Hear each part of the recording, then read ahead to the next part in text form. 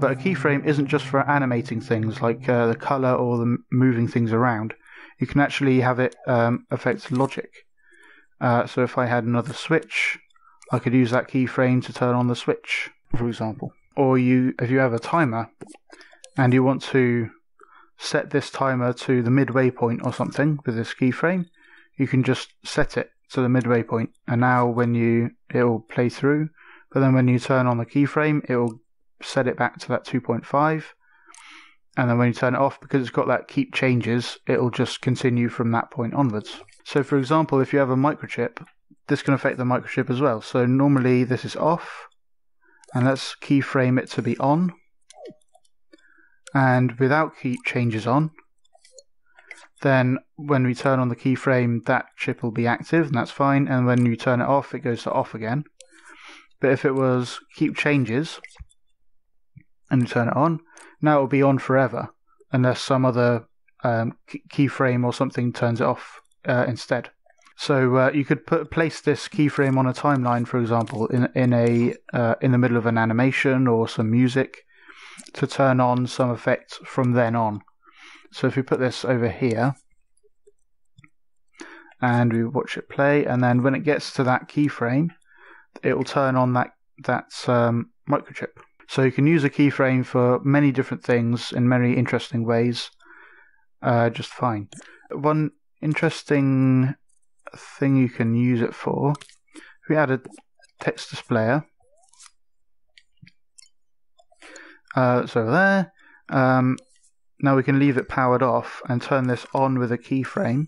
So now when we turn it on, this keyframe affects the text displayer and powers it on, and it doesn't have keep changes, so if I turn it off, it will turn off the text displayer again, because that's the original state. So if we turn this back on and set the text opacity to 0, and we can turn the background off and stuff, we can use the keyframe to set the text opacity to 100%. And now when we turn on the switch, it is shown just as normal. But this way we can add some slow power up and slow power down, and get a more smooth effect for that bit of text. But we can also, with the same keyframe, power the object itself, the gadget itself. So normally it's powered off, and then we use the keyframe to power it on, because anything that is powered is still in the scene being processed. So for performance, it won't make much difference for one thing, but if you have a lot of these things, then it has to process all of these as well. It's got to actually render stuff, even though it's a 0 opacity. So now we use a keyframe to turn on the power of that text displayer, and when we turn it on, it turns on from the start, even though it's ramping up turning it on because of these slow power up settings. And same for the slow power down. So let's see what causes that, why that works. So if we have a normal text displayer, and we'll just put in some text and turn off the background and stuff. So most gadgets and objects and stuff are powered as soon as it gets a positive signal. So if we wire this into there, we'll just give it some extra range. It's at 0, so it's not powered at all. As soon as it becomes positive, then it's fully powered and fully displaying whatever it's got to display. When it's negative, it's nothing. When it's positive, it's powered. So if this starts at 0, and to mimic what is happening to this power, we can use the keyframe to move this to 1. And it will still be affected by that slow power up. So if we turn it on, it still slow powers up. But then immediately it gets more than 0 on as soon as you start powering it,